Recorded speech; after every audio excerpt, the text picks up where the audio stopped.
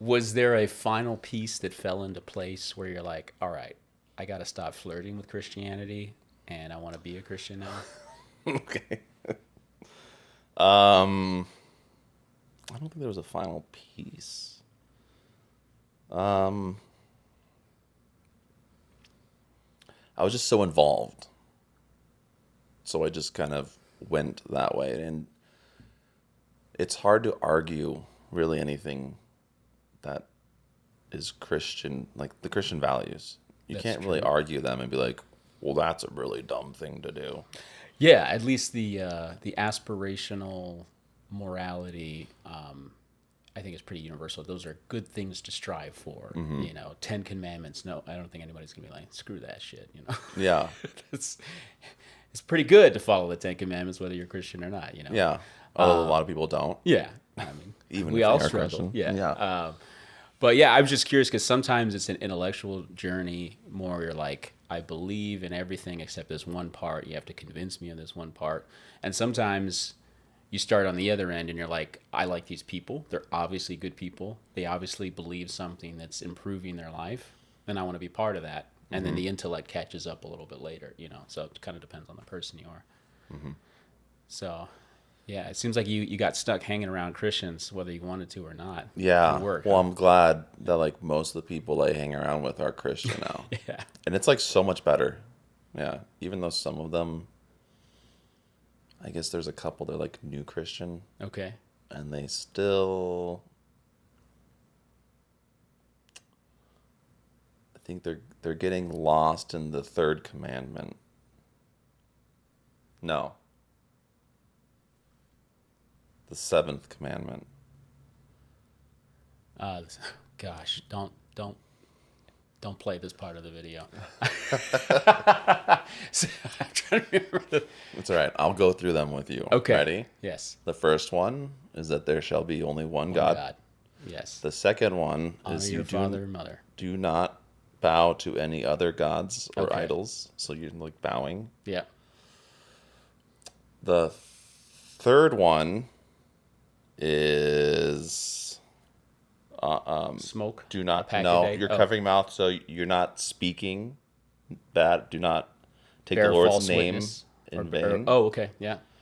The fourth one is like sleeping, so it's Sunday, you rest, so keep the Sabbath holy. Oh, I get what you're doing now. There was this whole hand Yeah, thing. yeah.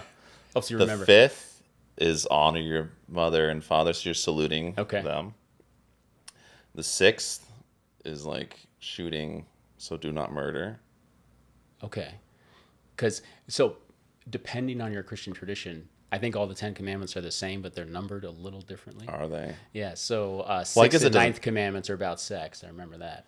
Okay. Yeah, but Well, the seventh, or I guess it doesn't matter. Yeah. I don't know. I don't think Maybe the I think numbering only the matters. first one matters because that's the one you should hold to the highest. yes, and Jesus helped us all of us idiots, by just making two out of the 10. Yeah. Love God, love neighbor, and that covers everything else. But yes, Yeah. they're more specific in that. Yeah, and then so seven would be there's only two people in a marriage, not five. Yes, but it also So probably covers adultery yeah, and lust, or I guess it considers more than one person in a marriage to be a form of adultery. yeah. Eight would be like they cut off your thumbs, so do not steal. Okay. When you would steal something, right? They would Yeah. cut your hand off, so you've lost it. Nine is do not lie. Four is not five. And Okay. then 10 is do not. So you're like you're taking Do something. not Do not lose at a claw machine. Yeah, right. Do not want what other people have would be. Yes. That's the Yeah. Covet thy neighbor's cover thy goods. neighbor's goods. Yeah. Yeah. I never learned that. The So there's- handy hand gestures. I was watching it was a YouTube reel Cool. short or whatever. Yeah. I learned it. Now I know. Yeah. So, yeah. Okay. I wouldn't remember if I didn't have the hand gestures. I I feel barely like- remember with them.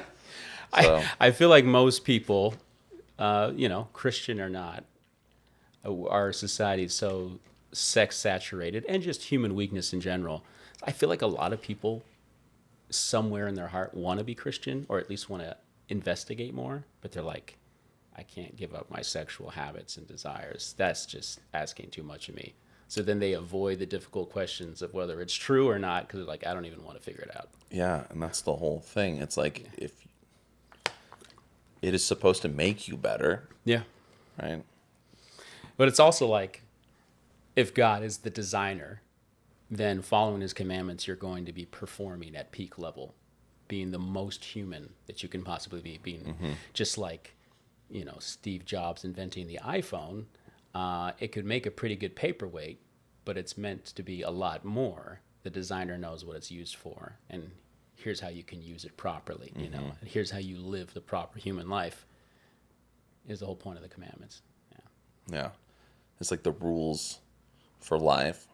There was another video I saw, right? It was like a worship leader with his guitar. And if you take your guitar and you flip it back, so, upside down, Yeah. right? And you try to play it, it sounds like garbage, but like you're allowed to do whatever you want. Yeah. But with the rules of music and following chord structure and the notes and being in tune, and when you play with that structure, you can make good music. And so following the 10 Commandments, having that rule, you can make a much better life. Yeah. Well, there's also a scientific connection, I believe, between, studying people who at least strive for virtue and have principles that they can elucidate out loud. These are the things I believe in. And striving to live that kind of life, and self-reported happiness. People who, generally practice hedonistic lifestyles are self-reportedly less happy. Now, maybe if you ask them in person and they want to brag about what they're doing, they'll... You mean like liberals? Well, it depends. They'll say they're happy, but I think people who actually strive for virtue just are happier, and there's evidence behind that. It's because you're doing what you were designed to do, what your highest function is. Yeah, and not to mention being virtuous and moral just helps everybody around you. Like the whole body of Christ language, if you're a gangrenous arm on the body of Christ, you're messing things up for everybody, right? So, yeah, that is true. Yeah, gangrenous arm. I don't know if that's a real word, but yeah, like a dilapidated. Yeah. Just a good word there. That sounds gross. He's a new Christian. He's like the Yeah. gangrenous arm on the body of Christ. Yeah. He'll get there. I'm just trying to think of like people like that I know. I don't know what to talk about them, but yeah, I used to be one of those people, I suppose. I don't know. Probably not that bad, Well, but see, it's not like becoming a Christian and suddenly you don't sin anymore. It would be nice. That's I think what you we do a all... lot less. At I least think you think to. about it more, and you're actually trying. But the challenge is, I think, between secular and maybe new Christians, especially, is like you're finally honest. You're like, yeah, I'm doing this thing, or I did this thing, and it's wrong, and I'd like to not do that. It's not about being perfect. It's about actually being able to say that and believe it, versus... And maybe not do it again. Yeah, maybe not right? do it again. Actually But repent the first step is to say, I shouldn't do this thing. Whereas if you're not a Christian, you're more likely to just rationalize. Either everybody does it, or it's not a big deal, or even try to convince yourself, no, this is a good thing. Somewhere in your conscience, it's not true.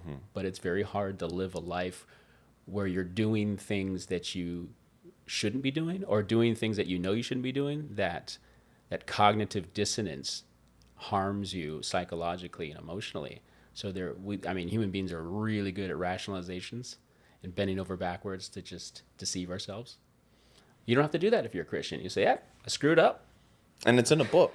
And it tells you what you're doing that's screwing up. Exactly. Yeah. I'm just like reading Proverbs right now. And it just talks about like how many ways you can be a fool. Yeah, don't get too discouraged reading that. Yeah, you're like, oh my gosh. I don't do a lot of them. I see some other, like one of them, I think it's 13:7 or something like that, where it dressing up to pretend that you're rich. So the poor try to appear rich, and the rich try to appear poor. And you can see that a lot in people. Yeah, some of that, it depends on My If you're wife, talking my about, wife wants me to dress better, but I'm like, look well, at the there are. Proverbs. It says I can dress like a bum. Yeah, there are cultural things that may or may not have direct relevance to other cultural things of today, but some of the timeless things, like if you could look in Jesus's parables, and him saying, if you are fasting, for example, the point is a communion and connection to God, but not to let everybody else know that you're fasting. So wash your face and look put together. And if you look horrible, then people are like, oh, what's wrong? You're like, oh, I'm fasting. Like, oh, good for you. You know what I mean? So there's that kind of thing, right? It's like you're not trying to do it for outward recognition and praise. Yeah, like when you give to somebody, don't let your right hand know. Yeah. Yeah. Yeah. I know everyone likes that's fasting. They always let you know. Oh, it's been 23 hours since I Yeah. ate last. Yeah. Well, if they're doing it for I wouldn't either health or fitness reasons. Yeah, that's a different thing. If you're doing it to just sort of remind yourself that you are completely and utterly dependent on what God provides, and if you don't eat, you'll die. That could be a good spiritual practice. But yeah, it's hard not to talk about it when you're like, oh, I'm doing the keto diet, or I haven't eaten in 12 days because I got dad bod. Talking about it makes you feel better.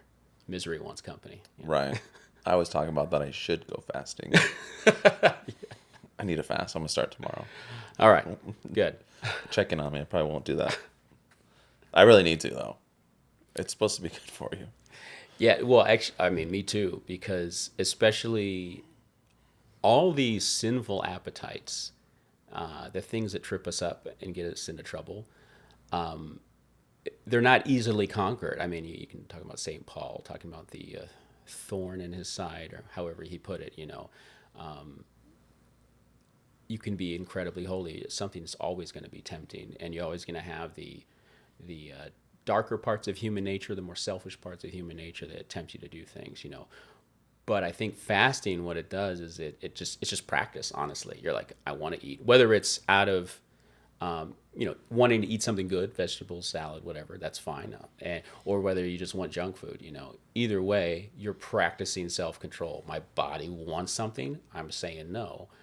And that can make you stronger internally to say no to other things you should say no to. Have you heard of like the benefits of that? The health benefits? Well, Like it can cure cancer type. I have not heard that. I know that trying to lose weight, like skipping breakfast, there can be some benefits. I'm not a health If expert. you fast for like 3 days, then your body actually starts regenerating itself and the cells, and then it attacks like what they call the zombie cells within you that are kind of big dead cells that could become cancerous. I didn't know that. So when you fast, the Lord blesses you with regenerative health. Where'd you learn that? Interesting. YouTube. I learned everything on YouTube. It wasn't college for sure.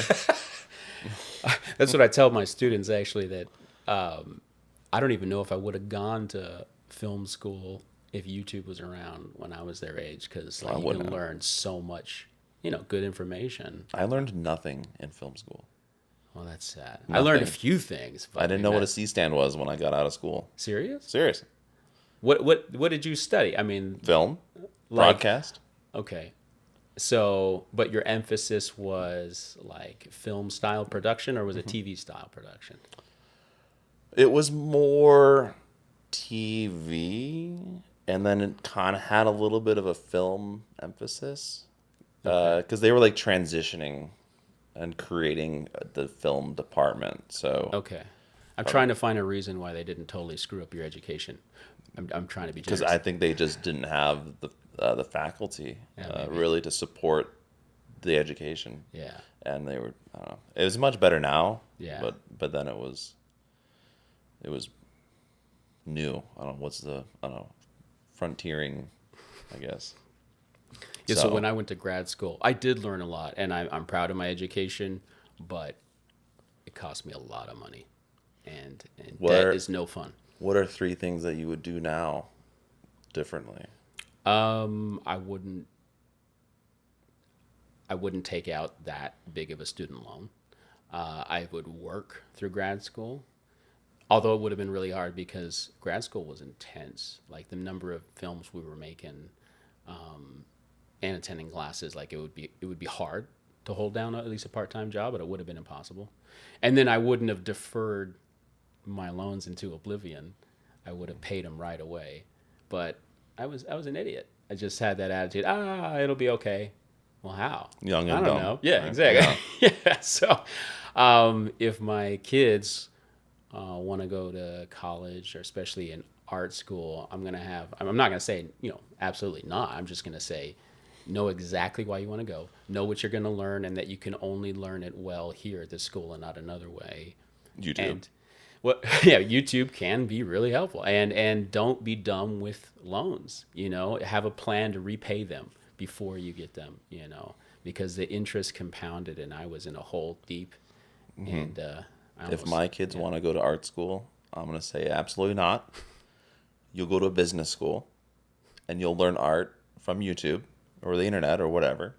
And then when you're done with business school, you'll know how to make a business out of the art. Yeah, if you want them to be entrepreneurs, like they'll need the business education. That's one thing I didn't get. My wife's more the entrepreneur, and I'm just sort of the artist scatterbrained. I wish I had a better business sense. But I will say, so I went to Florida State Graduate Film School, and it was a really good education, mostly because we made movies constantly. Like, we had some classroom studies, but that was a very small percentage.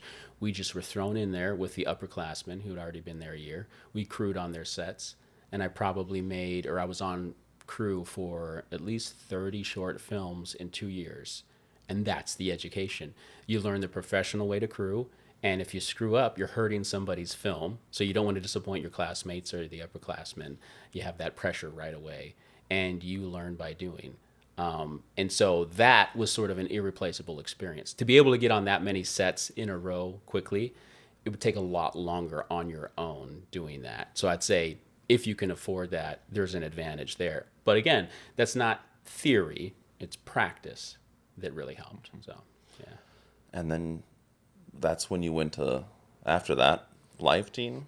Or you were in California at some point, weren't you? Yeah, I lived in California twice. Okay. And so after undergrad, was in California for a year. And then I was doing a dead-end job. I was an assistant for the director of E-Entertainment News, which was just a shit show. Excuse my French, but it was like celebrity worship, That's and okay. I It's YouTube, they allow it. Yeah, I could. I'd tell you, even the people who worked there knew that they weren't doing anything socially significant, and they probably deep down not only hated their job, but hated the fact that consumers eat this stuff up. They're like, we're just providing junk food for the masses, and there was nothing really to be proud of. I mean, it's not like porn or anything, but still, people just consume celebrity gossip stuff. Yeah, it's not good for you. Yeah, but my job, I have some fun memories because I met a good friend there, and we like to play jokes on people, practical jokes, and just had a good time later on in that job. But it was like my job as the assistant for the director of the news shows was to keep track of their competitors. So there's E-Entertainment, there was Access Hollywood, and Entertainment Tonight. All had very similar, I think, half-an-hour programs at the time. And I had to track Access Hollywood and Entertainment Tonight. What would that be like? So I would watch their broadcasts and just take notes on what they covered. And then we'd compare it with our coverage and be like, did they get a celebrity scoop that we didn't get? How are we comparing to what is the hot news of the day? And so I would take notes on all the coverage, send out a floor-wide email to everyone in our program saying, here's how our coverage compared. And I just knew all this stuff about celebrities that I'd never cared to know. So, yeah. Did it pay well, or? No, it was a temp to hire position. Okay. And so I think I was actually on temp payroll the whole time, but So it paid crap. So it did not pay well. But the director liked me because I worked hard. I was good at my job. And she said, I want to get you off the temp payroll. I'd like to hire you. And I told her, I was like, that's so kind and I'm flattered. I don't want to work here very much longer. I have other aspirations and goals. And I don't want you to think like I'm going to be your gung-ho assistant for a while because, you deserve somebody who really likes this job. And so it was or that doesn't have more aspirations to life. Yeah. So it's fine being in that position. So we parted ways mutually, and I'm glad I did, because I didn't want to do it anymore and didn't want to pretend. But then around the same time, I got a call from my best friend who lived in Georgia at the time, and he was doing music, hosting open mics and writing songs in the Atlanta area. And he's like, "Hey, you want to come live with me?" He was living with his parents still at the time, so we were like 23. You want to come live with me, do music? That sounds like something a 23-year-old living at home with their parents Oh would my be doing, gosh, is open mics. Totally. But it sounded awesome, and Of course it does. yeah. And I was 23. I was like, I'll come back to LA. Like I got, I'm young. I got lots of time, so I did. Like I think I made the decision on the phone. It was like a 15-minute phone call at work. I probably wasn't even supposed to be on the phone. And he's like, "You want to come to Atlanta, do music?" I was like, "Yeah." You looked around and saw I think I decided before I even hung up. Yep, I'm gonna do that. And then I packed up. It was probably within a week or two. Left LA, and I ended up just doing a year in Atlanta. So I did open mics with him, wrote some songs, practiced for the bar crowd. It was a lot of fun. Went to Waffle House at 2 a.m., meet a lot of crazy musicians. It was a really good year. Good for self-confidence too, because I had been writing songs for a while, but never performed them. And that first time you go up on stage is terrifying. And this is a bar crowd that couldn't care less about who's singing what, right? Most of them are not even looking at you. They're just drinking. But I remember, you're just noise in the background. yeah, pretty much. But I remember the first time, and I was going to do an original song, so I wasn't even trying covers. I wanted to try my originals. And I was so nervous. My voice was shaking. I think my body was shaking. And I did a horrible job, at least to my standards. And there was just some scattered claps at the end of it. I don't think... Nobody cared. What would be some things that you would share with somebody for their first time going on stage, writing their own music? How would you help? Okay, well, depending if you have stage fright, everybody's going to get a little nervous. Some personalities are just better at handling that than others. I thought, so this was my advice, I thought that the first time I got up and just did it, got it out of the way, I'm like, I'm scared to death. Good. I did it once, I'm not going to be scared again. That wasn't true. It took me about 2 or 3 months of doing it several times a week to get to the point where then I was actually having fun on stage. And it didn't happen in an instant, but I was in the middle of playing a song and I realized like 2 months later, I'm having a good time. This is so cool. And I'm not really nervous anymore. But I did not know I would have to practice that much to earn that confidence and performance. And it wasn't about knowing my songs well, because I could play them cold. I knew my songs, and it wasn't, I could play them well in private when I was practicing. It was just about earning that confidence. And what was it that you were most nervous about? Okay. Sounding like crap.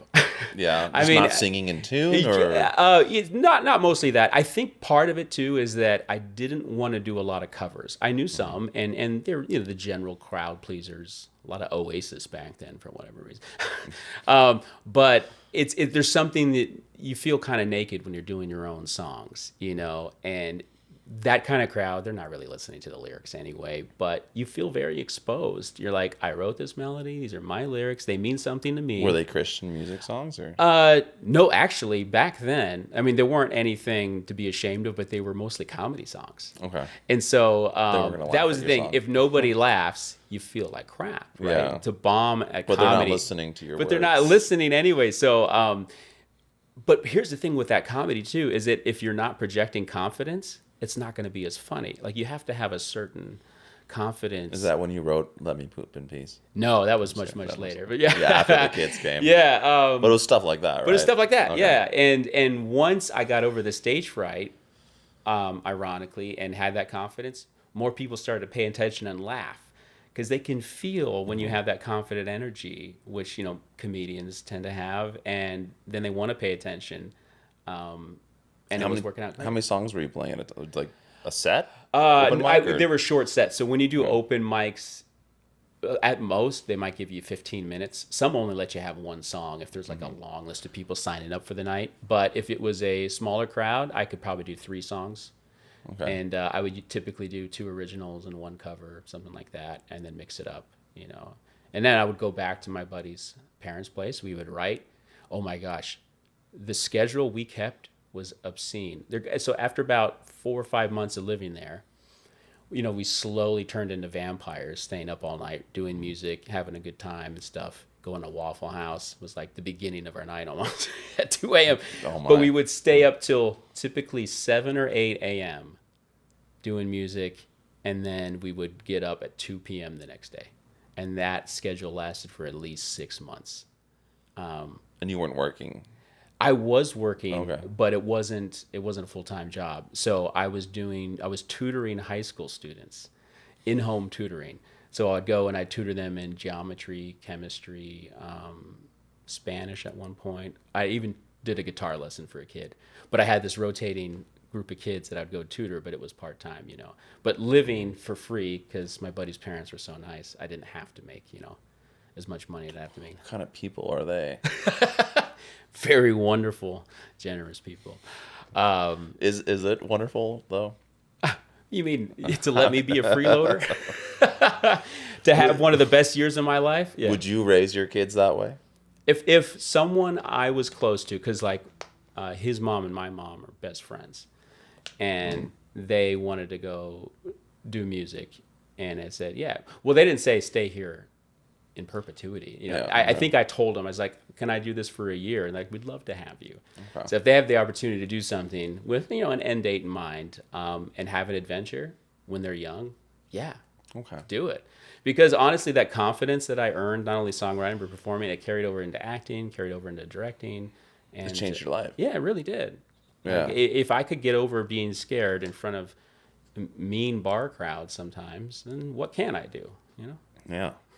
And then you left that a year later? Then, while I was there, I applied to grad school because I wanted to go to Florida State. As an undergrad at Santa Clara University, we had studied some student films at Florida State, student screenplays and films, and I thought, these are really good short films, especially from students. Whatever that program is doing, I want to be part of that. And it took me a couple of years to get in. And yeah, then I was accepted, and it's a 2-year program, 6 semesters, so you go through the summers. So yeah, I went from Atlanta, drove up a little bit to Tallahassee, and went to Florida State for 2 years. And then after that, went back to LA for almost 3 years. Back to E. Not back to E Entertainment, but I did a lot of editing. I worked at a trailer house as an assistant editor. I did a lot of freelance editing. How'd you get that job? Through my roommate, actually. I can't remember. It was just one of those random things. I think we put an ad. My sister was living with me at the time, and we wanted a third roommate to save some money. So we put up an ad, and the guy who responded was working at a trailer house. And then eventually he got me a job there doing some assistant work. And that's where you cut your teeth editing. A lot of it. I mean, I became a pretty good editor doing freelance and from school, but it upped my game there. Mm-hmm. And then I got a job later doing, was that my last job? Yeah, before that job, I was doing assistant work for a VFX house. Okay. So I learned a little bit about the VFX industry. Is that After Effects you were doing? No, so I wasn't one of the compositors or VFX artists, but what I would do as an assistant is organize all of their plates and all of their raw footage so that the VFX artists could ask for something, and I would give it to them. They're like, we need car plates in Seattle or something. And they had people paid to travel all over the world to get plates of driving shots and rooftop stuff, and so that they can insert them into TV shows and movies. They just had a catalog of like high resolution stuff. So I had to organize all of that footage and then give them to the artist. I would love to be the guy that travels to get those plates. Yeah, that was the CEO, and he just traveled constantly, flying in helicopters, driving his cool car rig all over the world. He was always in Europe, and why wouldn't you be? Why wouldn't you be? When it's all business deduction and. But it was cool to see how that all came together. You should have been his assistant. That would have been awesome. Yeah. And then Life Team.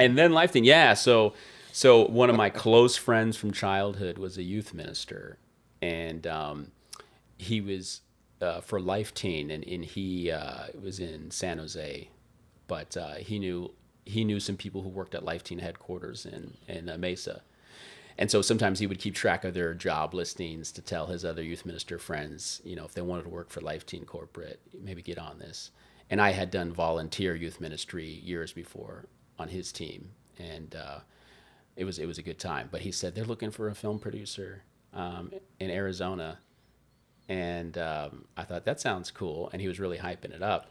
But I was in LA, and I'm like, God wants me to be here. This is where I'm going to make it, LA. So thanks, but no thanks.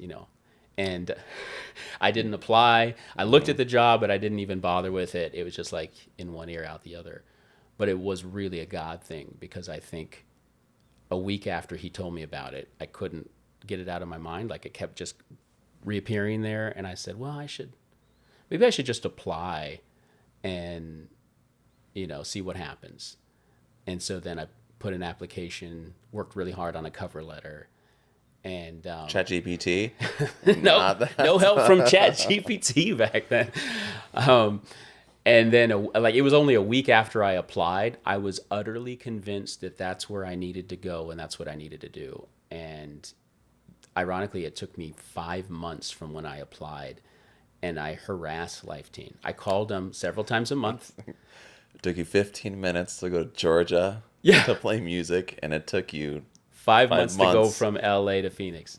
But yeah, that's how convinced I was that it was the right job at the right time, and that not only did I have the perfect skill set to do what they were asking, but that I wanted to serve young people and make meaningful short films for them. And they were slow to hire for whatever reason, but it helped that I didn't go away. I just kept... The Lord is a lot like filmmaking, where it's hurry up and wait. Hurry up and wait. Yeah, right. That's a good way to put it. Yeah.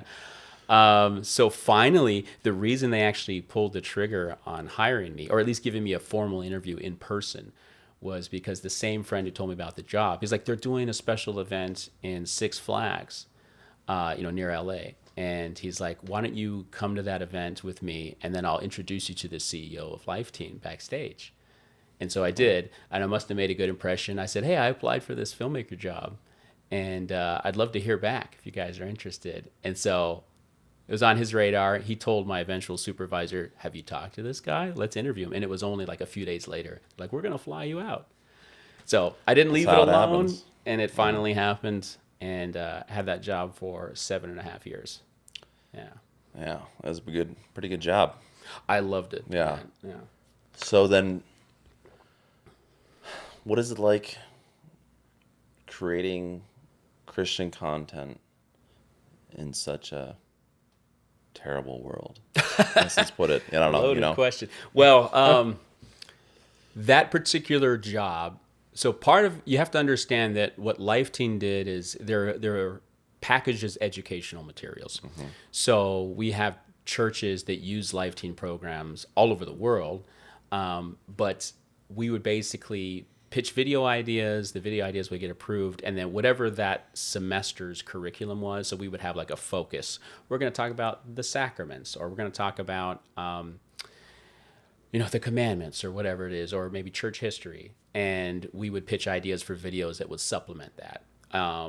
And then they would get approved. We'd make them. They'd go out with the curriculums that the churches paid for to then use for their youth ministries. But being a narrative filmmaker by training in screenwriting and Hollywood production and all that stuff, like, I didn't want to make your kind of boring educational stuff, because they had done quite a few of talking heads. Here's a teaching from a good speaker, very knowledgeable, but let's tell the kids about stuff. Talking head is terrible. I didn't want to do any talking heads if we could avoid it. So I wrote scripts and did short comedies, sketch comedies, and then eventually drama, even horror sometimes, or thriller kind of stuff. I just did every genre and experimented, and it was really well received. And so rather than being like the teaching component, my films ended up being like the introduction to an idea, but because they help students, high schoolers mostly, think about the concept, and then a youth minister could take that video in their church and then use it as a way to open up a talk. How did you feel about that video? What do you think? Do you agree with this idea or not? But I tried really hard with varying levels of success to make standalone pieces. So if you weren't Christian, or if you weren't Catholic, or if you just stumbled across the YouTube channel that they later hosted them on, you might just find they were entertaining or interesting all by themselves. And And some of them held up that way, but some of them, the conventions of what they needed me to do were so specific that they probably didn't have quite that value. But that's what I aimed for every time. Was like, I don't want people to feel like they're being spoon-fed a message. Yeah. I think the one about how to do confession, Yeah. that stands alone pretty well. We had a lot of fun. I remember you on that set. Yeah. Yeah, because Still, I think you. about that probably at least once a month. Why am I blanking on the actress's name who did it? Because she has gone on to do a lot of stuff. I see on her socials. Becky Joe Harris. Yes. Good memory. Becky Joe Harris. Shout out to Becky Joe Harris. Yeah. Doing commercials, television, I think. But she's had quite a career already. But yeah, she did a really good job, and it was a fun video. Yeah. And I think I met you, it had to be less than 2 years after I started Life Team. We've probably known each other for 10 years. Probably, yeah. And I don't even remember how many sets you were doing sound for me, but dozens. Yeah. Yeah. The abrasive Abner. It's like I had to go back and clarify which heresy. Oh, you remember that? Oh, that was a fun one. That character, the abrasive Abner character, which is like the model of how not to evangelize, like the obnoxious, in-your-face, self-righteous character. Yeah. I just came up with this character like the first couple of weeks I worked for Life Team, and it never died. Like, people really got into it. How did you come up with them? Well, the first video I made for Life Team, they gave me a long leash. It was almost like a dare, is the way I think it. Like, all right, make whatever video you want, and let's see if it's crap or not. Is kind of the vibe that I got. And I remember there was a blog that someone had written for Life Team on do's and don'ts of evangelization. So just basic tips on how to talk about the faith with people. And I thought that would be a fun video idea. What if I created 3 characters, kind of like the Goldilocks example of too much, too little, and just right? And so I had 3 different character types, and I was like, let's show them trying to evangelize, and then 2 of them are failing badly, and one of them does it just right? And because I didn't know actors in town, I didn't even know there were actor agencies in Phoenix. I made friends from church. I threw them in the video, put myself in the video as one of the characters called Abrasive Abner, and he's the too much, the overbearing one. But people just loved it and just laughed a lot at how obnoxious he was. And they could, it's like everybody knows someone like that in their life or has met somebody like that. And that character, videos with that character were probably the most popular in Life Teen YouTube history, anything featuring that character. And I had no idea. It was just sort of a one-off idea at first. Yeah, there's got to be a way to utilize that outside of... Sadly, as far as I know, Life Teen owns that character. Really? It's just sort of how it works with creative stuff. So I couldn't necessarily resurrect him on my own outside of Life Teen. But... maybe you could. I mean, just do it. Alter it. Were they going to sue you for it? Maybe. That would be Christian. I don't know. Oh, they would technically own that character, huh? Yeah. You signed a contract for that, or? It was whatever contract I signed. Yeah, it's intellectual intellectual property. Underneath. Exactly. I worked for them. But I see why. Honestly, it's not outrageous, because if I were to take that character and do something that they didn't like and didn't approve of as Life Teen, it reflects on them, whether it's intended or not, because that's what everybody knows that character from is Life Teen. So I get it. Maybe they would let you do something, a feature or something. A feature. It would be Abrasive Abner trying to evangelize like Borat, just traveling everywhere and ruining things. Oh, that'd be so funny. Yeah. I don't know. It might work. Who knows? That would be fun. That would be fun. They still have the outfit somewhere in the bowels of their facility. Yeah. It's probably with like the Epstein files. Oh my gosh. I mean, not there. It's probably with the who knows? CIA, FBI, with those files there. Yeah. Well, I wanted to talk about like being Christian and creating. Sure. And so it's gonna start now. I'm just kidding. That was all warm up. Throw all that away. No, I'm just kidding. do you see creating that content versus other secular content, Yeah. and then going in and creating that content? What was it? Refreshing, maybe? Is that a good question then? Well, it was, yeah. So when I started with Life Team, Going from E, yes, right, it's to, night like, and day difference. creating. I'd almost got an editing job. It was one of those job interviews. This is when I was still in LA, where you do some editing work, and if they like the speed that you do it at and the final product, they'll hire you. And they wanted to hire me, but it was for some traveling show. What was that like? Similar to Wild on E, but it was a different one, where there's like random nudity and just like really cheap attention grabbing kind of crap. And but they didn't tell you what the show was while you edited. So I edited something else as a practice, and they're like, okay, now we're going to tell you what we actually want to hire you for. It's this, really juvenile crap. And I very politely said, no, thank you. I don't want to be involved in a show like that. And to my surprise, the producer said, he's like, hey, I respect that. And I've actually been wanting to leave this show for years now, but it makes me some good money, and I haven't had the courage to do it yet. But don't ever lose that part of you. And yeah, and I don't know if he was a Christian or not, but it was cool to hear that, because I thought he was going to be like, "Why'd you waste our time?" you know? But yeah, going from that world to Life Team was obviously a breath of fresh air.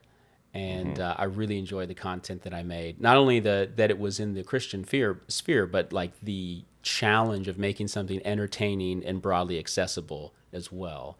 And the fact that they gave me a long leash for comedy, because I think for evangelization, no matter what brand of Christian you are, a lot of people don't think to use comedy in an intentional way. And I think it's one of those things that crosses barriers and connects people and can really be a useful tool. And so I had so much fun with that. And it probably had the most better production value than most Christian films. Yeah, I mean, I don't want to compare it to like big budget features, but as far as the stuff at that time you were finding on YouTube, I took production values really seriously. And I think there's a temptation to shortcut when it's comedy. You're like, it's just for laughs. But I was like, no, I want it to look good. I want it to sound good. I want to hire actors. I want to do 10 drafts of this script if I can. I took it very seriously. Did you have to push Life Team to give you more money, or they just kind of like... At the time, they were doing well enough where I had decent budgets for the small films. Sometimes I knew I had a vision in my head and I wanted some more.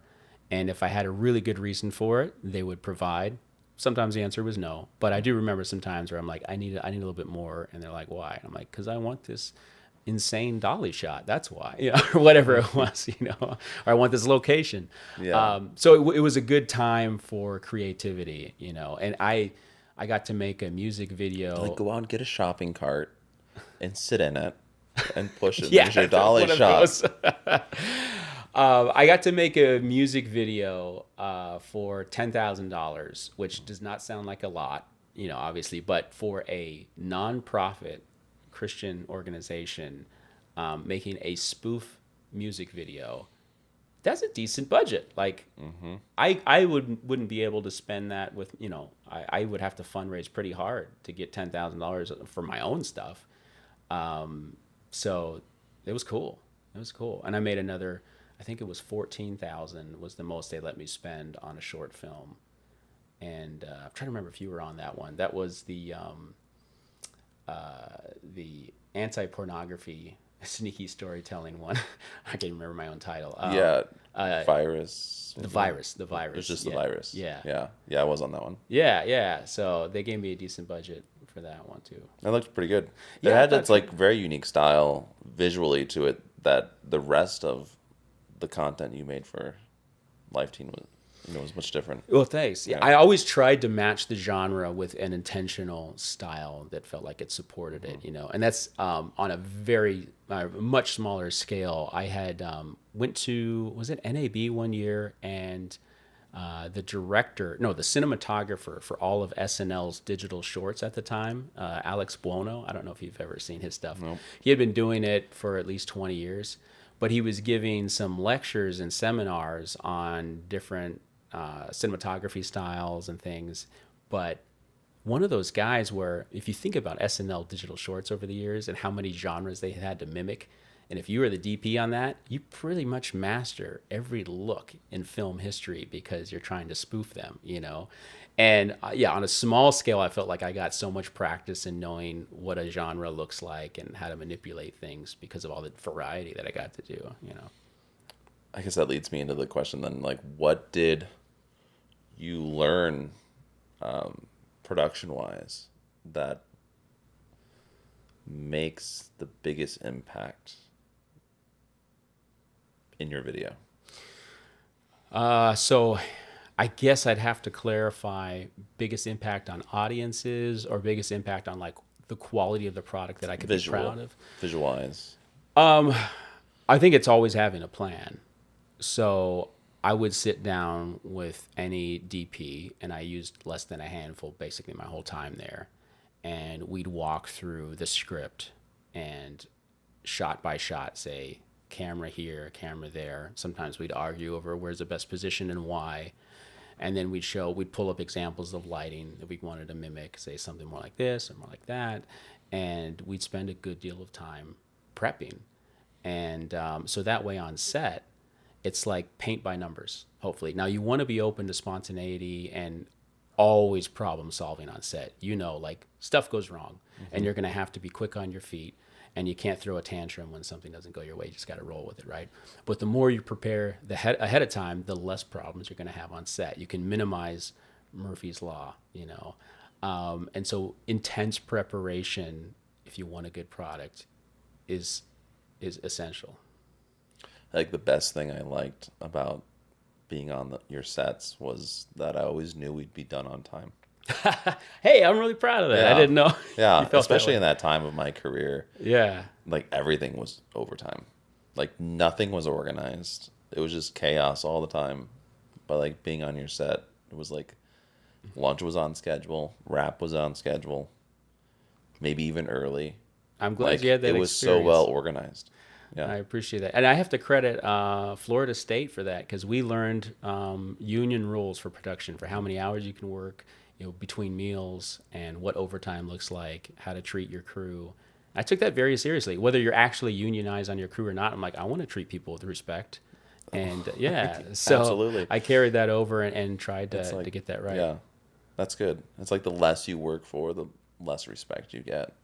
Typically out in this world. Yeah. Yeah. I also, if you're talking about what helped smooth out the set, whenever I had the budget to hire a first AD, like I never regretted that. They help, you know, a good one will keep things on time.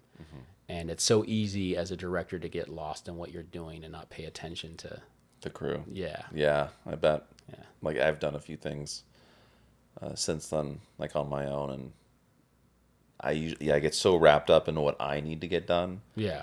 And then I have people come up and like, can I, what's this? How do you do this? I'm like, can you figure it out yourself? Yeah. That's why the good ADs know that you want to keep that director in a bubble. And it's not because they're like better than everybody else. It's because you're juggling so many things mentally. And your primary concern should be the actors and the story. And if you have to handle logistics, you're just not going to do a good job on the things you're best at. So like they got to protect you, you know, from the annoying questions. Yeah. That's like even like just opping camera and interviewing people and they're answering questions back. And I'm in just the zone of like, is that in focus? What'd you just say? Oh yeah. Right? It's so, you can only like scientifically pay attention to one thing at a time. Like they say there are people good at multitasking. I think what it actually is they can switch focus very rapidly, but you can't actually pay attention to more than one thing at a time, you know? Yeah. So then what was you were going to say about audience? Oh, so I think you want to talk about that more than... Well, it's only theorizing here because if you talk about the videos that did well on YouTube later, like got the numbers and the likes, and then got a lot of complimentary, a lot of comments, you know, people saying nice things.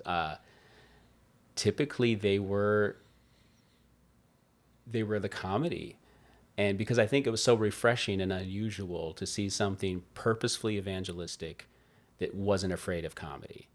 And it's not like I ever pushed the boundaries. They're supposed to be pretty family friendly, you know, but that doesn't mean that everything was squeaky clean.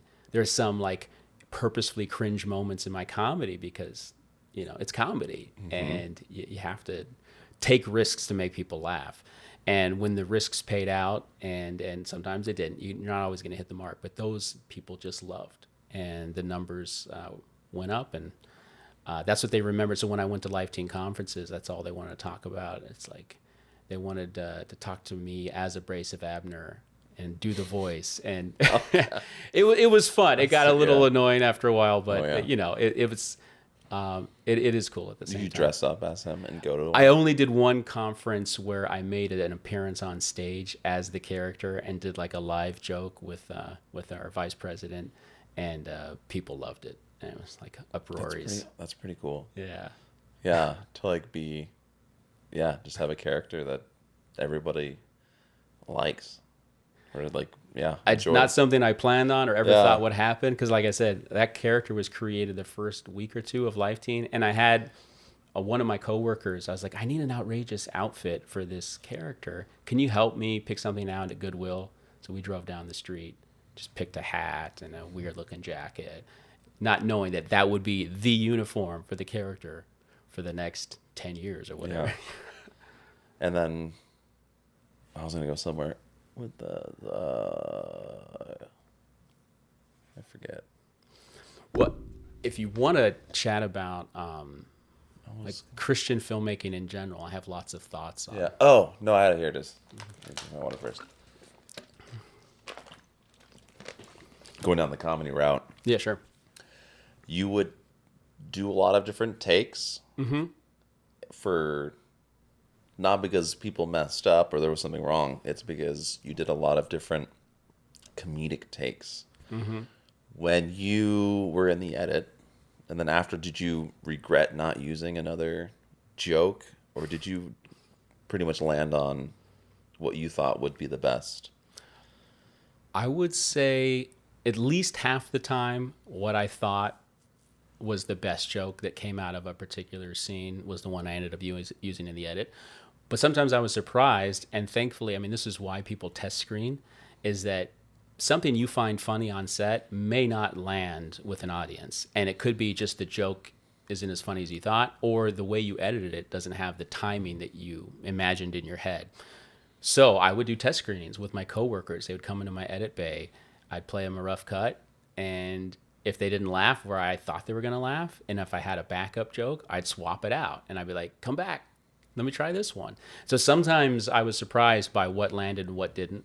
But I'd say more than half the time I was accurate on like the funniest takes. Yeah.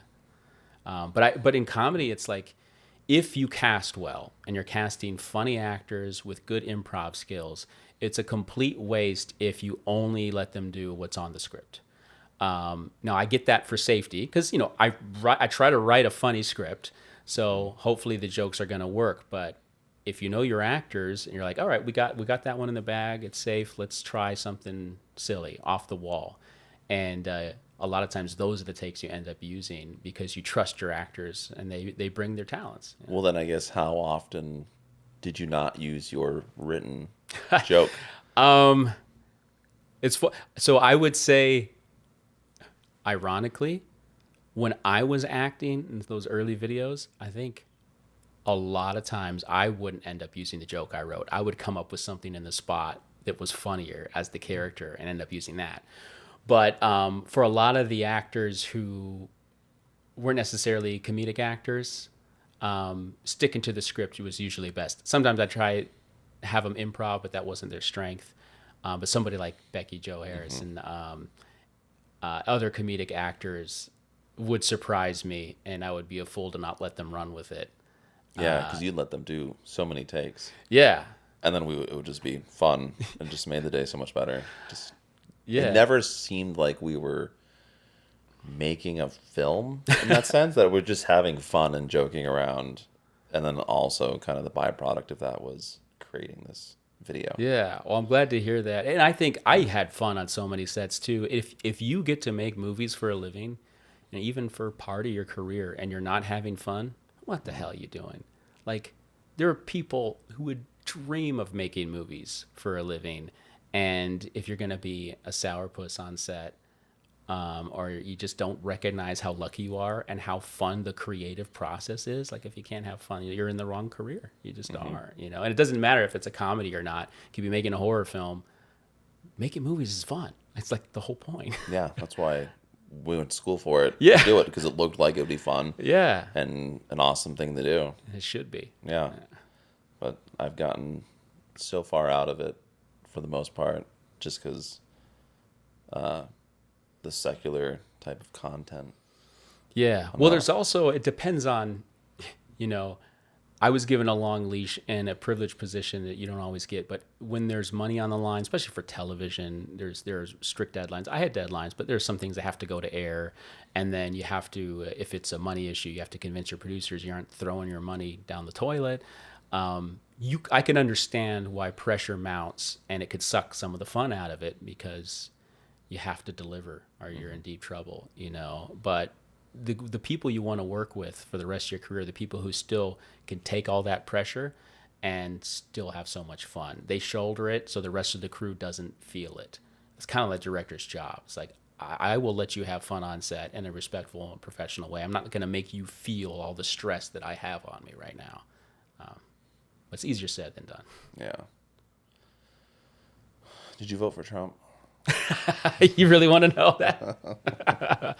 I did not. No, you didn't. You didn't? I didn't. You did not vote for Trump? Yeah. In 2024? Yeah, I did not. Oh, my. Did you vote at all? I did. Oh, my. Who'd you vote for? I will tell you if you don't put this don't put this on the air. It won't. Okay. You can tell me later. Okay. I will. But that doesn't mean I don't consider myself conservative. I mean, if you want to get into political theory, I got lots of thoughts, but Yeah. Well, we don't have to go politics. yeah.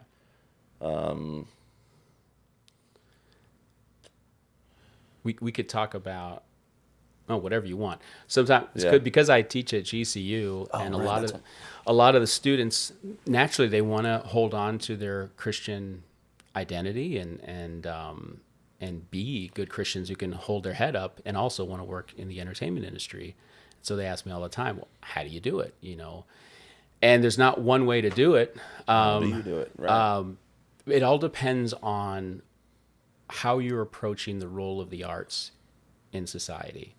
And so it can get really dicey when even the term Christian movies, there's not like a universal definition of that. Because the Christian movie industry is identifiably its own industry, but they usually make Christian movies for Christian audiences, and there are some rules and expectations.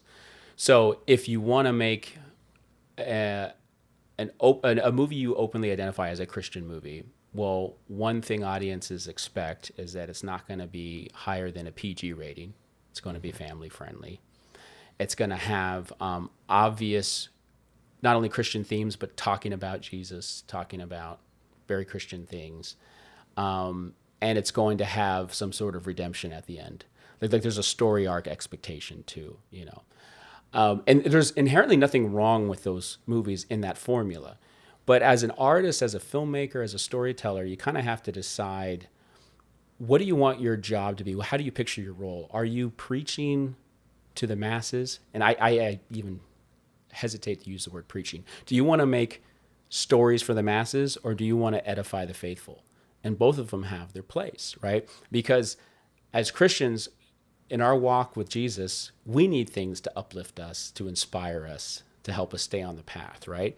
We need certain kinds of entertainment and storytelling. I mean, Jesus spoke in parables almost exclusively. Mm-hmm. So storytelling helps in our spiritual walk. And so if you have a movie that is about someone falling off the wagon, literally or figuratively, you know, walking away from God and coming back, and it's really well told, that can be very beneficial to the flock, to the faithful, right? Mm-hmm. But I think some people have put an artificial box around that, saying that that's the only thing that Christian movies could be, or that's the only type of movie that Christians should ever be involved in. I'm like, no. There are great examples of films that were made for the broader secular audience or mixed audience that have incredible Christian themes that aren't necessarily obviously or openly Christian. What are making them going across the aisle? So I think it's understanding universal human nature itself, but also what appeals to people. And I think whether you're Christian or not, the idea of redemption and forgiveness has broad appeal. Now, sometimes if you couch that in overly theological language, it could be like a trigger for some people, like, oh, this is a Christian thing. But I think everybody, however you label it, wants to experience the idea that you can be forgiven, that you are not defined by the worst characteristics or the worst mistakes that you've made, that there's hope for you, that you can be a better person. You're thinking like turning Alien versus Predator into like a Christian film to where it would like bridge that gap. Well, it's funny. I actually haven't seen Alien versus Predator, although I'm a fan of the early Predator movies. But horror films, and I've given a lecture at GCU on this as for their as a guest in their philosophy and film club. But I think horror films are still broadly an untapped area of evangelization, and it's the one place where you're still allowed to talk about God, the spiritual world, the afterlife, possession, all these things that would be very weird and very taboo in other genres. Like, you expect that in horror films. And so there's a lot of schlock out there, a lot of trash where it's just exploitation with sex and gore and that kind of stuff. Or you got The Exorcist, right? And then, I mean, that could have been more Christian film if a few things changed. Sure, but it also was something that did really well at the box office and appealed. A lot of people, Christian or not, wanted to watch it and wanted to talk about it. So if you made it more explicitly Christian, you might have shrunk the audience. You can't know for sure. But this is the power of horror films.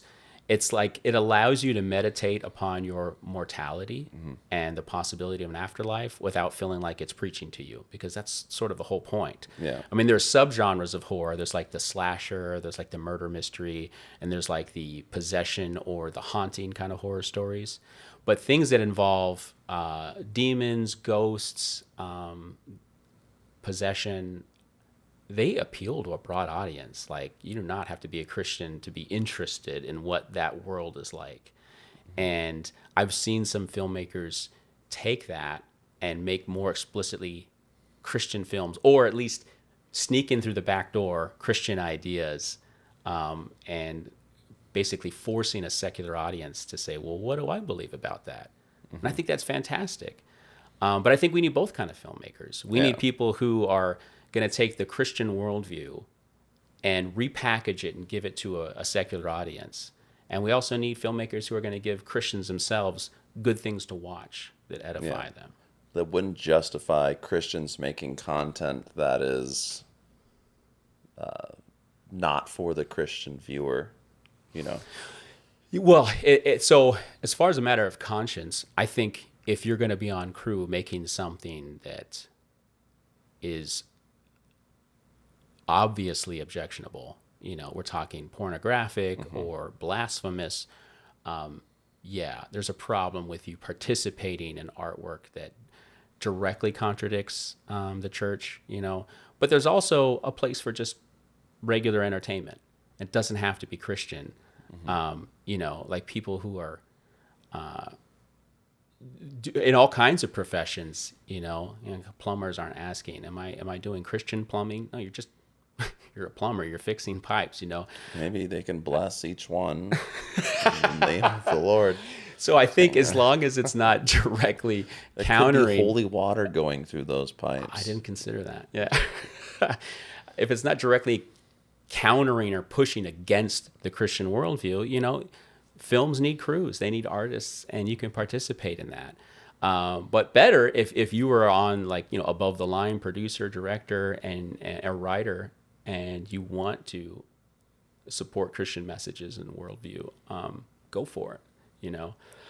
So I think I would like, at least from my students at GCU, which is a very explicitly Christian college, to feel more empowered that they can make a difference in Hollywood. And it doesn't just have to be making PG, family-friendly Christian movies with a redemption arc. There's a bigger world out there for them, especially when you think that most evangelization is not going to happen through a film.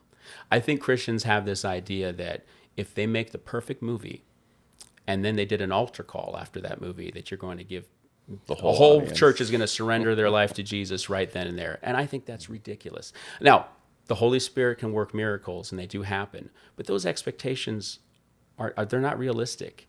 I think if I didn't believe in the power of storytelling and art to change people, I wouldn't have dedicated my life to it. But at the same time, I have to be humble as to the degree of change that's possible in a single work of art or a single film or a single book. I think the best case scenario is that you will ask questions that maybe you hadn't thought to ask before, or you'll seek out a particular person to ask a question of, and then maybe start a journey in a new direction. But one film, one piece of art, one book is not going to change your whole life. It's just not.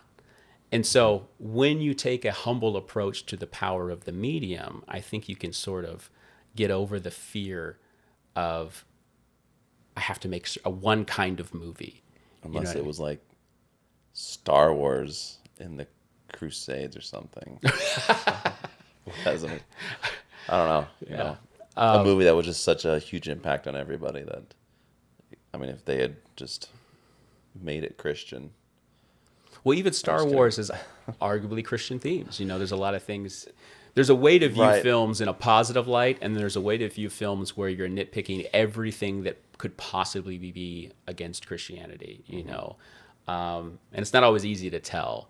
And even if you ask the writer or the director's intention, that doesn't always settle the case. Because Vader and Anakin are from a fatherless mother who grows up to be the chosen one. And yeah, there's parallels. Yeah. There's reason those stories resonate, whether it's religion or just evolutionary psychology, whatever you want to refer to it as. But also the idea of someone could choose evil. Like in the Star Wars universe, Anakin does have a choice to be on the good side or not, and he chooses evil, you know. And even something as seemingly as innocuous as that, the idea of free will, is still very Christian, and it's not seen in art very much, you know. I think people have this idea of human nature that, I mean, in the secular world, that evil isn't real, and that people are more products of their environment than making intentional choices. But I think people do make evil choices, even the best of us, you know. And so showing a film where that has serious consequences, or you were presented two paths and you chose the wrong one, I mean, that's real life. yeah, and it's terrible. It's like, I don't know, sometimes it's like, can I just not have free will and just... It would be easier in one sense, right? But, yeah. And then we can like skip the life part and then just go to heaven. It is, when you meditate on, you can get lost in thinking, why did God create Earth at all and give us this limited time when he could have just made us in heaven? And you can only speculate, but you know, somehow you have to believe that the idea that we chose God of our own free will is going to create eternal happiness in a way that wasn't possible if there wasn't that choice. And that's what God wants from us. Right. I think that's how I would put it. Yeah. Because if you were just put there and you were forced to, then you'd be making that, well, Satan made that decision and then was abolished. Right. So now then we're here making those decisions, you know, before going. Yeah.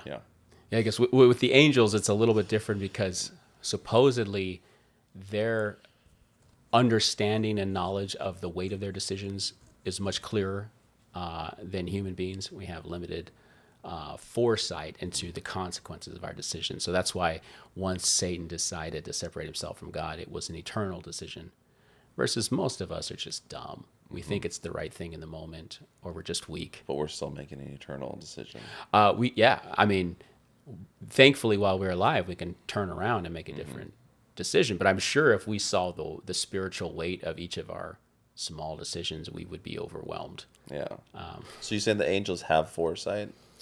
They have, maybe not Or- foresight isn't the right word. They had much deeper and broader knowledge. So Because only God sees. yeah, no. all. So what I'm saying is, Lucifer as the angel of light had access to God and to knowledge and to truth in a way that goes beyond human comprehension, but he still chose to turn his back on God. So the consequences of that are much more severe.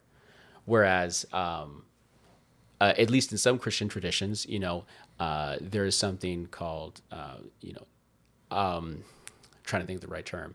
It's less culpability if you simply don't have the knowledge. If you're like an indigenous tribe somewhere that's never heard of Jesus, a lot of Christians believe God's not going to hold you accountable in the same way someone who's been preached to and says no, he'd hold them accountable more. Yeah. Yeah, Just like children and exactly. Yeah, disabled people mentally. Yeah. It wouldn't seem fair. yeah, And I think there's some scripture in there that does talk about that. Our pastor just went over it last week, and I don't remember. Okay. It's just too much information throughout the week.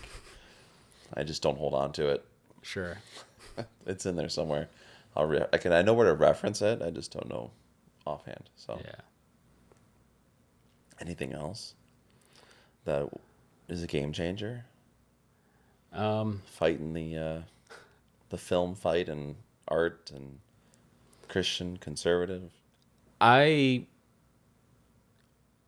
think we need Christian artists who, I'm not saying shake the boat necessarily in their own Christian communities, but who aren't afraid to offend the sensibilities of certain people who expect Christian filmmakers to be a certain way. Because here's the thing, if we separate ourselves and in some ways we do right now, we have a parallel film industry. We have the Christian film industry, and then we have what we might call Hollywood. And the Christian film industry has been making better and better films on their own merits that are artistic. I could point to tons of examples of bad ones, but overall the trend lines are good. The movies coming out of the Christian community are better in production value and writing and all that stuff, right? But why would we surrender all of what we call Hollywood to just secular artists? It has so much influence and so much reach if you think about the entertainment people consumed. And so I don't think that's what God wants, even if it's making a small difference, because most of evangelization doesn't happen through art or media. It happens through personal relationships. And so if you got on a set of some random action movie that's not Christian, right? But you as yourself were a Christian and acted like a Christian, and got to know those people on set, just your existence there and your witness could change who they are, could rub off on them. And that might even be more valuable than the movie you make. It is more valuable than the movie you make, because relationships are really what changes people much more than art. And so maybe Christians should think about it in that way. How can I get on a set, not for the movie we're making, but so that I can rub elbows with people who need to hear about Jesus? Because where else are they going to get it? Well, isn't that like why you do everything for the Lord, right? So you talk about the plumber, he's going into people's houses or businesses. Yeah. And he represents himself in a way to where people go, oh my goodness, that was the best plumber I ever had. And maybe he's got a cross on or something. Yeah, it could be something And small like that. Could change him, yeah. Yeah. So if you think about the bubbles that people put themselves in, intentionally or not, like we have political bubbles, we have cultural bubbles, and it's very easy with modern technology to not hear viewpoints outside of what you want.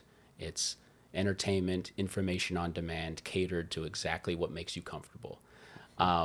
So if you think I could get on a set as a Christian, and this might be the only time one of those crew members get to talk to a Christian, for several years, who knows? And because you're on set for a long time, hours and hours, and you get to know people really well. It's like a little family, and that'd be a great way to evangelize.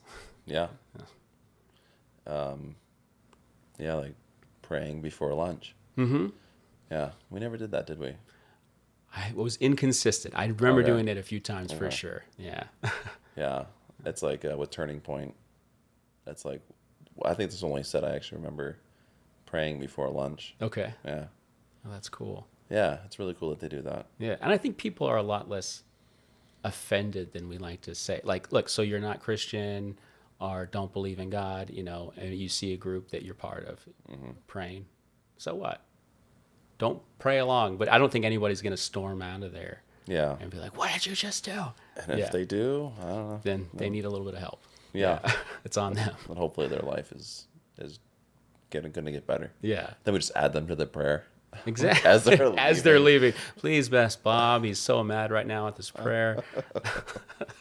That'd be the way to do it. Yeah. So, what do you think about the traditions in the Catholic Church, and that the foundation of them not coming from biblical sources? Ooh, this is a great topic. This is not going to be in it. No, it's okay. If you want it to be in it, I'll go off. So, because I've been like, sure, you're one to ask. Yeah, I suppose. So, when it comes to Catholicism, I think a fairer question to ask is, what did the early church look like with the first apostles? Not only how they organized in their community, but how they conducted church service, which we call the Mass, and how they honored the sacrifice presented in the Last Supper. There's several angles here, but the fair question to ask is, it wasn't until the 11th century when the split between the Eastern and Western churches happened. You had the Roman Catholicism, and you had Eastern Orthodox, right? But then it was a few hundred years after that when the Protestant Reformation happened, right? So the fair thing to ask is, like, the church that Jesus established and the apostles carried on, how radically different is that from the Catholic Church today? And you could have your arguments to point to say, well, they did this or didn't do this. But is the Catholic Church more radically different from the early apostles than whatever brand of evangelicalism or Protestantism you're referring to? Which one is closer to the first apostles? And if you think that the early church was on track, when do you think that the Catholic Church sort of went off the rails and was no longer a line of succession with the early church founded by the apostles? What did the early church look like then? Well, from the records we have, first of all, the early church undoubtedly believed in the true presence of Jesus in the Eucharist. So the host that some denominations of Christianity honor, and they'll do memorials. Catholics actually believe that is Jesus, the miracle of Jesus embodied in bread and wine. Okay, transubstantiation is what we call it, fancy word. The early apostles believed that, and they performed liturgy that was very, very much like the modern Catholic Mass today, where they treated that as actual Jesus. So they take his words, and this is kind of ironic for a lot of Protestants who take a scripture literally in every other capacity, but when Jesus says, "This is my body, this is my blood," they're like, "No, he meant symbol. He meant symbol." And Catholics don't take it that way. Like, no, he said, "This is my body, this is my blood." Not only did he say that, but after he said that, a bunch of his followers left. They're like, "What the heck is that? That sounds crazy." And he just let them leave. He didn't clarify. He said, wait, come back. I was saying this is a symbol of my body and my blood. No, he just let them leave because they weren't ready to believe the intense truth of what he was actually doing. So that's what the early apostles believed when they celebrated Mass. And they also had... But they didn't really believe... Well, they wouldn't have really believed that it was his blood. Well, they took him at his word. So transubstantiation means body and blood under the appearance of bread and wine. So if you studied it scientifically through a microscope, yeah, it still has the physical properties of wine and bread. But it's fully Jesus. It's not a symbol of Jesus. Body, blood, soul, and divinity is what Catholics call it. And that's how they treated it and how they believed in the early church. They also believed in hierarchy. So because maybe you don't see this yet, but the Bible is not a self-interpreting document. or it's actually not even a document, it's a library of books. Books that have different genres, actually. Some of them are allegorical, some of them are more like poetry, some of them are more like history. But the Bible doesn't interpret itself. You can have really good, well-intentioned Christians get entirely different meanings from what they read in the Bible. Someone has to adjudicate that. Does it mean this or does it mean that? Okay? And so Such as, especially like, well, people talk Revelations. Yeah. Is a lot of different interpretations. The best interpretation offered by an authority could be, we don't know, and it's okay to speculate in this area. Maybe it's not okay to speculate something we do know in another book of the Bible. But over here, like, nah, your best guess is fine, okay? But authority is very, very practical for that reason, right? How are we saved? For example, the most important question to all Christians, like, not only how are we saved by the blood of Jesus, but can we lose salvation? And what does that mean? Well, if you don't have an authority adjudicating how you're interpreting the Bible, how you're going to be confident that your personal interpretation of Scripture is correct, especially when it's been translated from Hebrew and Aramaic to Latin and then to various forms of English. I mean, almost every language in the world has a translation of it. Yeah, just about, and so you want to be confident in not only a translation, but that the original meaning is intact and that you're understanding it. And so the early apostles had a hierarchy of bishops and the Pope, and a model of the priesthood to help keep people on track. And if you read Paul's letters, most of his letters are like, you guys are doing some weird shit. Stop it. Knock it off. This is what you're supposed to be doing as Christians and not this. And they accepted Paul as the authority. It doesn't really give much of like how the church is set up. Well, the church has evolved in structure, but the basic principle of authority was there from the beginning. And Catholics refer to giving Peter the keys to the kingdom as the model of the first pope. Now, you can talk about what the Pope can and can't do. I think a lot of Christians misinterpret the Pope's role. The Pope is a spiritual father for the church, but it's not like whatever the Pope believes is the Pope supposed to be like Paul in the sense of in the sense of his teaching authority? Yes, but Paul wasn't a pope. Peter was the first pope. But Paul was definitely an apostle, and so he carried an enormous weight. And he wrote, I guess Peter wasn't, as literate. He wrote all the books, But the Pope's role is to basically be a spiritual father and to keep the church's eternal truths on track. Oops. Well, what do you mean by oops? Well, the last one that just passed away, right? Pope Francis, yeah. So letters that were. Well, here's the thing about Pope Francis. Now, or whatever. I think Catholics were enormously blessed to have two incredible and intellectually talented popes in John Paul II and Pope Benedict. I'm a fan of both of them. I think, from what I know about Pope Francis, a personally very virtuous and good man, but he often spoke in confusing ways and left too many things open to interpretation.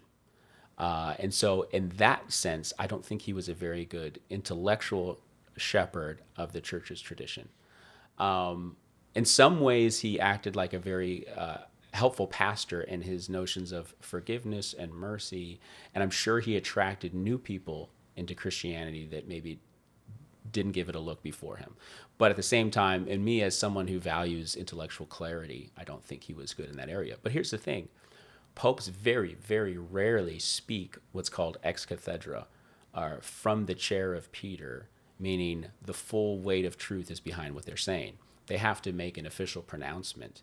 And none of the supposedly controversial things that Francis said carried that authority. So if he said something off the cuff to a journalist or in an interview or something kind of confusing that he wrote down, you could disagree with it.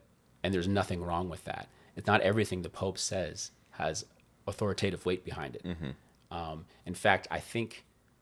but just being the Pope of course, saying things, right? Of course. It carries weight and authority, which is why you want... Why it stirs up controversy. Yeah, and you want a good Pope who's going to protect the faith and the riches of tradition and the dogmas, most importantly.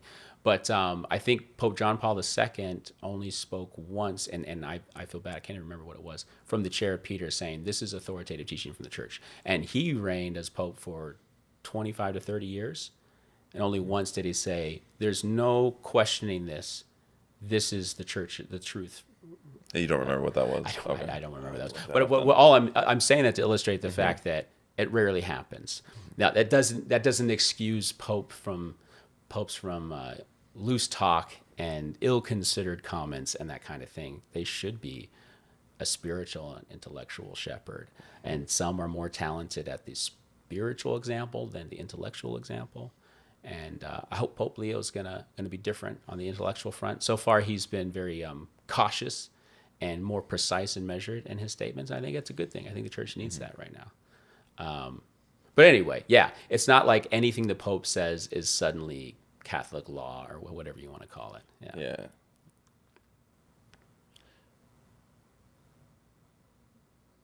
But it's like what he said about, was it the gays or whatever, right?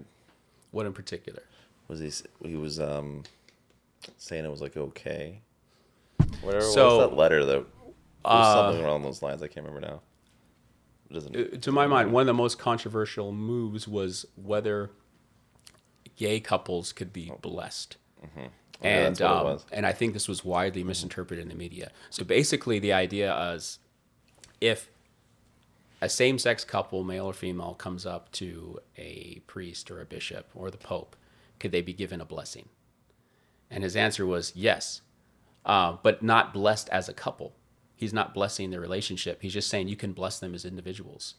Yeah, as individuals. Yeah, and that's it. Sure. It's pretty non-controversial, actually. So the church does not support gay marriage or civil unions or anything of the sort, and that didn't change at all. He's just saying basically the idea that any sinner, which is all of us humans, can come up and be blessed by clergy, and it was very lost in translation because people assumed he was blessing or giving permission to bless the relationship itself, which he was not. Yeah. What about praying to Mary and the saints, and why not just straight to Jesus? Well, that's a good question, and it's a common Jesus one. says to only pray to him. Well, so Catholics don't believe that saints or Mary, as the Mother of God, as an honorary title we give her, can grant our requests through our prayers. There's nothing that they can do directly for us. It all comes from God and the Holy Spirit, the Trinity. Okay, but it's the same concept as asking your friends to pray for you. So we do believe that there is a communion, a connection between people in heaven and people on earth, and that the Holy Spirit is probably the person of the Trinity carrying our messages and requests for prayers to those who can pray for us. So you might be struggling in a certain area. Ask your friend, hey, I'm struggling. Can you pray for me? And never think twice about that. That's a normal Christian practice, right? We think saints who are closer to God in heaven already, why not have their prayers too? Why not have Mary, Jesus' mother, prayers too? And your friends and everybody. Yeah, exactly. Just the more people. Exactly. And Right. But we do think like who intuitivelly's prayers might be more powerful? Someone who you know is living a holy life, or some idiot who's breaking every one of the commandments every day, right? So you're not praying to Mary. No. To grant you your prayers. You're praying that Mary will also pray with you to then. Exactly. That's it. And that's the most common mistake that people make. Yeah. That's good to know. Let's see, what else is there? What about the line that says, "You shall call no one father but I"? That's a good one. In fact, I was listening to a podcast addressing that a couple months ago, and I wish I remembered. There was another scripture where it was directly demonstrating that that's not as literal as people take it. It's probably you have a dad Yeah. that you're born to, and you call them Yeah, father. but there was another really Right. great illustrative example, and I can't think of it right now. Would it be calling almost like other idols, like the second commandment, like saying that this person over here is also like Jesus is the Father, Yeah, and like not to call other people in that sense. I could be misremembering, but I think it had to do with the translation too. Like a lot of times, they're not necessarily dumbed down, but every language might have multiple words for what we consider to be one term or one Well, word. love Exactly, is an easy exactly. one. So I think it could be that father in the original Hebrew or whatever language it Abba. was, it could have been like Well, that would be something that Aramaic, had right? had more significance and reference to God Himself than we might say an honorary title for a priest or something like that. But I'd have to get back to you on that one. Yeah. Okay. Do you ever listen to Mark Driscoll? I've heard of him. I know who he is. I've only heard some of his sermons in passing. Yeah. What do you think? So I haven't heard enough to Okay. have formed a good opinion of him, but I know that he's very popular. He's local, I didn't know that. Yeah. Okay. It's on not Chaparral, is it? It's just off the 101. It's the church that looks like a cake with a big cross on it. Okay. When you get off the 101 going west. Oh, nice. Yeah. Been there Okay. a couple times. Where That's do you nice. go now? Generation. Okay. And how do they identify as a denomination? Evangelical or non-denominational? It's non-denominational. Okay. Yeah. So, yeah. It's just like all like you read the Bible and then you interpret it, I guess. Yeah. And then you go with that. Yeah. So, yeah, Ryan Visconti. He's a very much like a younger, softer Driscoll. Okay. So it's like not afraid to hurt somebody's feelings. So very bold. I think one of the dangers of being such a charismatic preacher. Now, I'm not pinning this on any particular person. Is that every non-denominational church is essentially its own denomination or entity, because whatever the pastor says is what they believe. And just because of human nature, if someone gets to a very high level celebrity status, a lot of temptation and corruption is, possible. And then you have to wonder, are you going to lead your flock astray, even though you have the best of intentions, it's not on purpose most of the time. And that's why I think hierarchy is so important, because if any priest or bishop said something completely against the Catholic faith, for example, you'd have a higher authority saying, nope, you can't say that, and that's wrong. So you have like a check on that, which helps with, because there are celebrity priests and people, and that's for good or for ill, people who are really popular. But if they were ever to go off on their own and say something against the faith, they're like, I don't care who you think you are, how popular you are, you can't say what you said because it's wrong. You know what I mean? It's not in keeping with the tradition of the faith. So. Yeah, I mean, because there's so many non-denominational churches that are, competing against each other, I suppose, and have their own interpretations, and then, it's like that one that Kamala Harris was going to, that she like made an appearance at, but it's like just supporting trans people and that ad that probably swung the election. Yeah. Yeah. It was a good ad. It was very effective. Yeah, something like that. Yeah. I guess those answers my questions. Yeah. So Peter was like the first pope. Mm-hmm. In Catholic and then the traditions. bishop. And then cardinals. Cardinals, it's almost, or all the cardinals are bishops, but it's an added role given to certain bishops that the Pope appoints, and their main role is to elect the next Pope. Okay. Yeah. There's only so many cardinals. Mm-hmm. There's not like a cap on the number of cardinals, theoretically. It's not like the Senate. Okay. Can't have more than 100, but yeah. More like the Supreme Court. I guess, because theoretically the number is flexible. Yeah. Yeah. But they don't want to be. Yeah, It's you not don't out want of to control. water down the authoritative nature of the court, because then nobody would trust them anymore. How many cardinals are there? Good question. Roughly, do you think? Gosh, I should know this, but somewhere between 1 and 200, I thought, who were voting. 1 to 200. That's Yeah. a good number. Yeah, somewhere between 1 and 600, to be not helpful at all.